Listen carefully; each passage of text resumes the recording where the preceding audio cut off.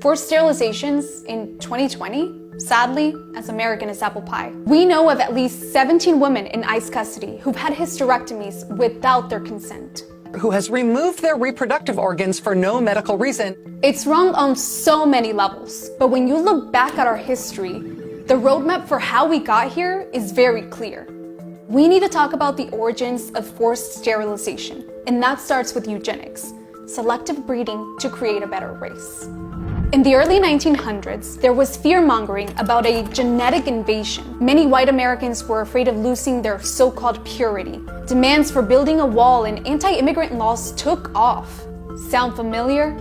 Some of the most elite scientists and thinkers in the country came up with a solution. Keep undesirables, basically anyone who wasn't white or physically abled, from having babies by forcibly sterilizing them. It was sold as an uncomplicated operation that just took a few minutes. Politicians and the U.S. public ate it up. By 1907, Indiana passed the world's first mass sterilization law. At least 30 other states quickly followed suit. The official targets of this patchwork of eugenic laws included those labeled unfit, defective, and feeble-minded. But those were synonyms often used for immigrants and people of color. In California, the government mostly targeted Mexican women. In the South, it was Black women. At least 25% of Native American women were sterilized by the late 70s. Puerto Rico became a hotspot, with the highest sterilization rate in the world. Between 1930 and 1970, over a third of all women on the island were left unable to have children. Over 60,000 people had been forcibly sterilized in the US by the 70s, and there have been hundreds of thousands more where the consent was really questionable.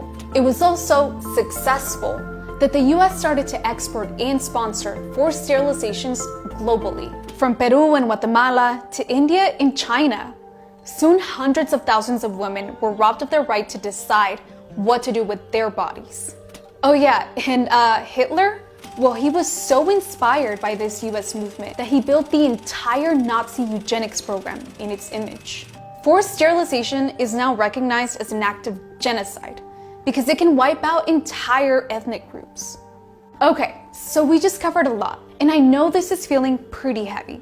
Let's get back to what's happening right now, to the women sterilized in an ICE detention center. Could it be just a few rogue agents, an isolated incident? Sadly, it's not. If it's a well-documented pattern of abuse, it's systemic. This is what happens when we call people illegal. We've already seen ICE take children from their parents, sexually abuse people in their custody, let kids die in cells, repeatedly deny vital medical care, expose people to COVID. Our own staff constantly documents medical negligence and abuse from ICE. We've even sued the government over medical problems multiple times. These sterilizations show just how far ICE thinks they can push it. So now what? Reforms? Sensitivity trainings?